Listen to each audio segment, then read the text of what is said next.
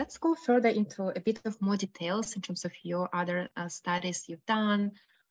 So I know you did quite a bit of research on non-invasive brain neurostimulation, and I've seen some of your interviews, and in one of those you talk about creativity and how our brain may enter into very specific kind of frequency range that somehow can augment or facilitate creative process.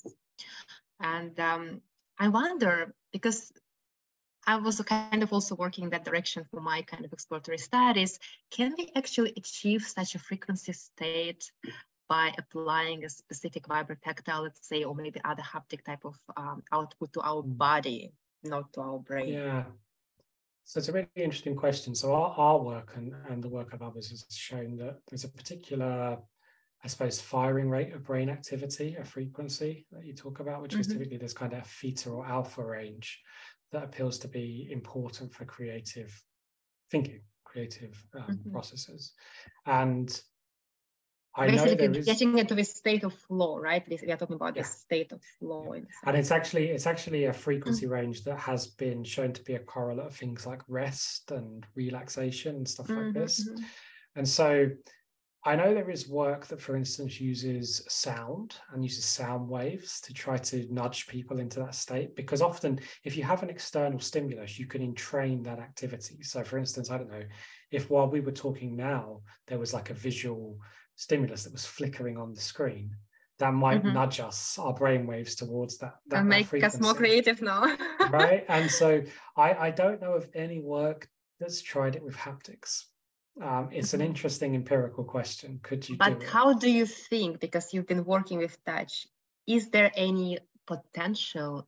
Do you see any potential? Well, I mean, because vibration, right? In a sense, it's a frequency. I'd be really interested in running the study. So if you want to run it, this is an offer to let's say, do it. I would love it. Let's do it, because well, I mean, we've done it in a different way, or we've been involved in research that's done something slightly different with vibration. But what we've tried to do with vibration is we've said, okay, we know that there's like particular heartbeat frequencies that are connected to things like relaxation and lower anxiety and lower stress. So can we use, if we, for instance, put a wearable on someone and we vibrate that wearable at that frequency, can that have a beneficial effect on their anxiety and their stress?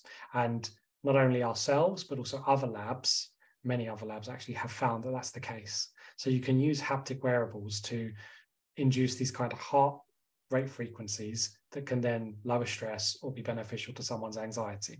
So basically modulate the heartbeat, right? Basically you kind of vibrate at a low rate, and then your heart, and then your heart rate kind of adapts to this rate. And so I think it'd be really interesting to ask that question of, could you use a similar vibratory frequency to optimize to somebody's alpha frequency in the brain and see the impact on creativity? I'd be really interested in that, because, and I think, I mean, you know, my take on this would be, I think you would want to personalize it to the individual, because every individual will have a slightly different personalized peak. So a lot of the work now with oscillations and frequencies is showing that, you know, for instance, alpha frequency can be between a range, right? So, you know, so for you, it might be at 10 hertz. For someone else, it might be at like 9.8 or something like that. So if you get that frequency right, can you then optimize to that and see an impact on the creativity? That's an interesting study, I think. And also not only creativity, right? All other states. For instance, if you take music, right? Music affects our emotional state. Maybe not for a prolonged period of time, but it can make us feel more melancholic or more happy or more energetic, or vice versa, more relaxed.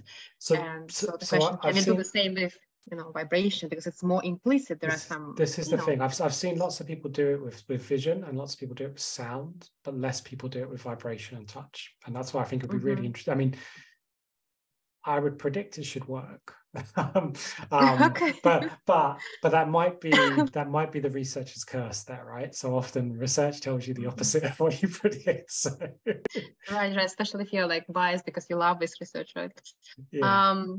But yeah, we should talk about it further. For sure.